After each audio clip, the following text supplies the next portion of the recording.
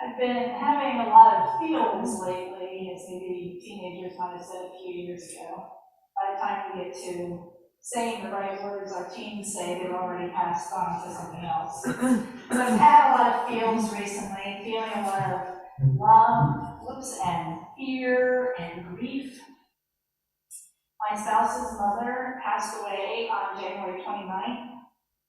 And the very next day, my 81-year-old father was in the emergency department where they resuscitated him twice. He's doing okay, and my spouse, David, some of you remember him, he's doing okay, so we're all okay. But I'm carrying a lot of that grief that you're hearing. And like you, I'm also watching the news about the earthquake and the tremendous damage and loss of life over there and surrounding areas. There it is, right? We all live our lives in the face of death. We all love, and so try to manage our fears that death will come too soon. We all love, and so know death will inevitably come, and the loss and the pain of grief will change our lives forever. The truth is that loving each other means losing each other. Our hearts will be broken again and again and again, and the pain will become another thing that we carry. We need to know how to be here in this place of love and loss, fear and grief. And our culture really isn't very good at it. We don't know how to talk about these things. We don't know how to talk to people that are hurting or grieving. We don't know how to help. We try to set limits around our grief, and none of that is really okay. So let's talk. Because it matters how we love, and it matters how we handle fear, and it matters how we grieve. All humans have the capacity to love. Sometimes that love is big and expansive and generous, arms wide open. I hope you know that kind of love. But sometimes, because of fear, that love can contract and limit and hold on too tightly. Some love so fiercely they build walls around those they love. They become protective by limiting the freedom of their loved ones, or worse, by smothering them with anxiety, holding them so close that the two cannot tell where one starts and the other ends. On an individual level, clinging love can feel or be elusive. On a community level, it can lead to obsessive love for people, or an ideology, or a dictator. The reality is that people get hurt, people die, it's the very nature of life.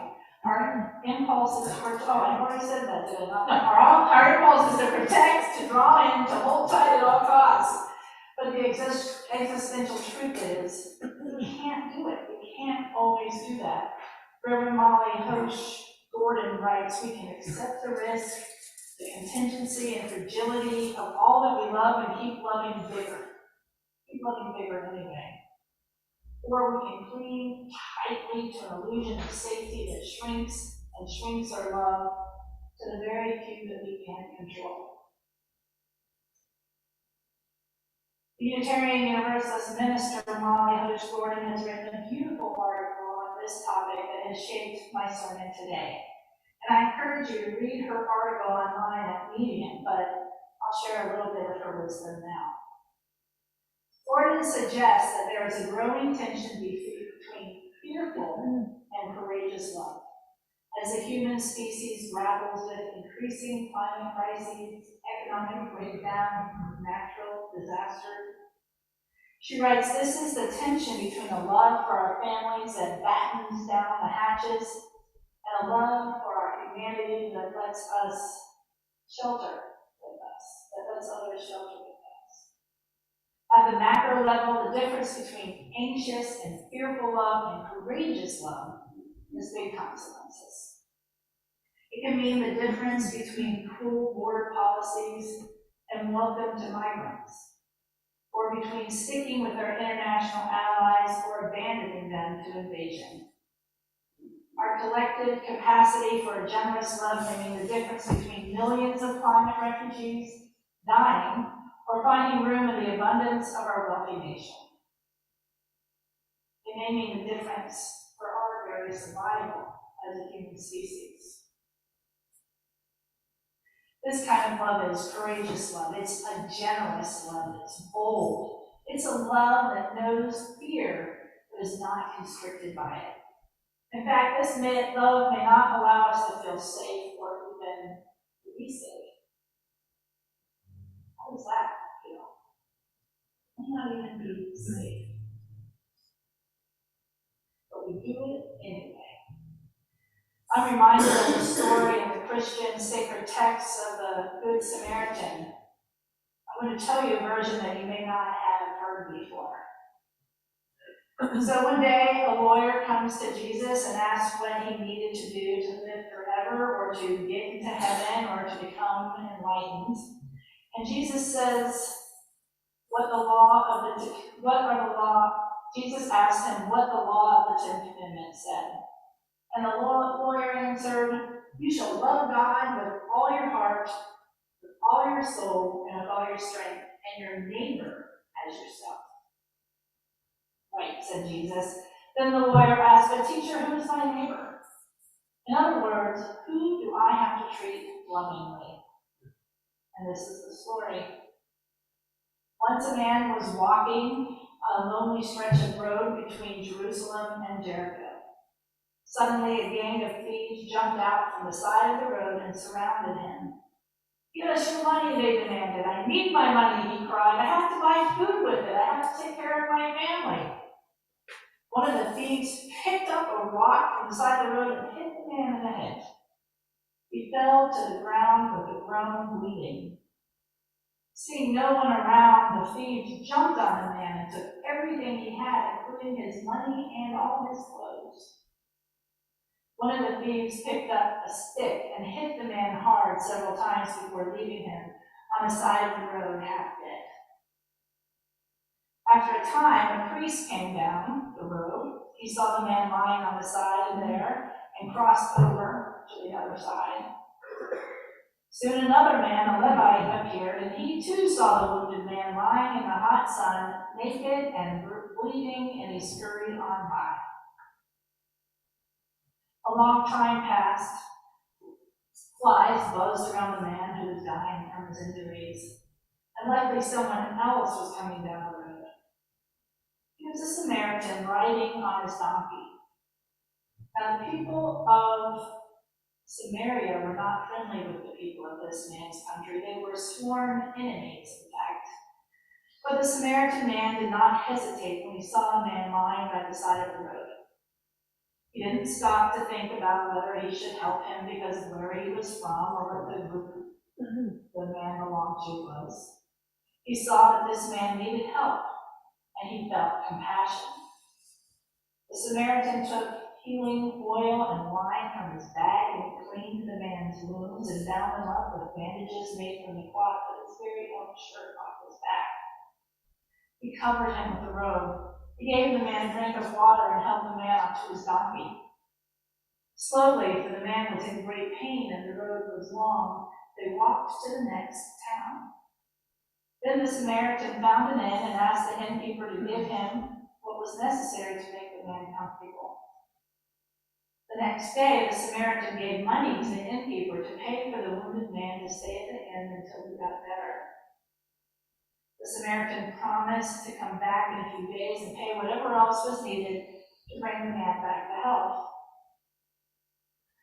When Jesus finished telling the story, he asked the lawyer, which one of these three men acted like a neighbor to the man who fell among thieves? The lawyer said, the one who showed kindness. Yes, said Jesus, go and do the same. After many others had passed the injured man by, the Samaritan, a sworn and hated enemy of the fellow on the ground, stops to his aid.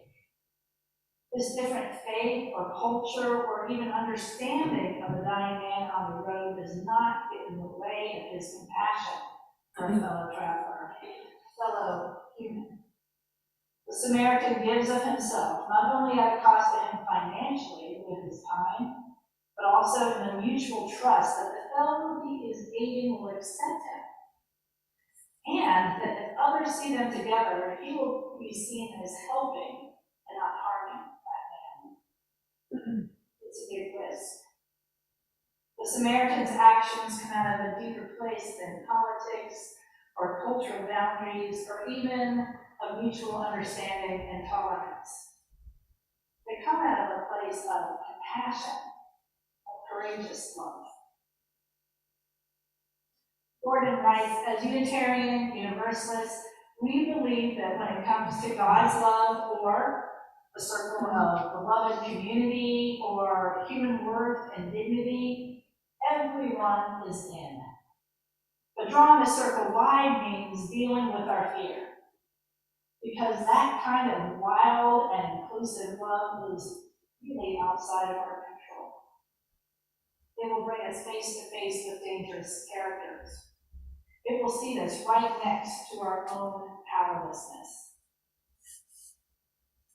Living our faith means dealing with our fear, because the calling of our faith and the way we will survive is by expanding our circles of love wider and wider and wider still. So, how do we deal with fear? We live our lives within our comfort zones, and these comfort zones are different from person to person. And the only way to deal with our fear is to expand these comfort zones, to make them wider and wider still. To stretch our comfort zones, we need to become aware of our bodies and how our bodies react in stress and fear, and we need to know the ways to soothe them and settle them by coming here on Sunday morning. Deep breathing, meditating, humming, chanting and singing, squeezing our palms, rocking, swaying, rubbing our bellies, silent prayers, lighting candles. Practicing soothing ourselves will stretch our comfort zones and will allow us to manage our fears and anxieties. Stretching our comfort zones will prepare us for courageous love.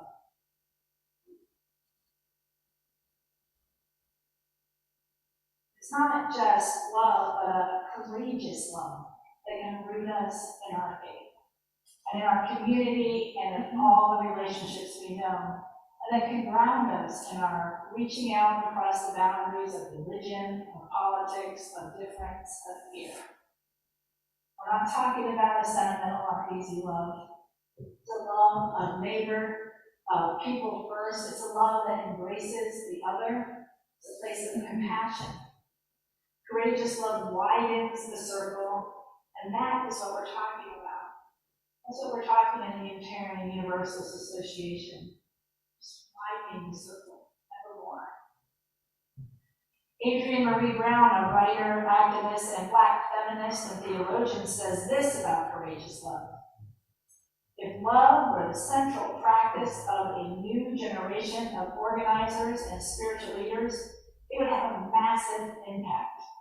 If the goal was to increase the love rather than winning or dominating a constant opponent, I think we could actually imagine a liberation from constant oppression.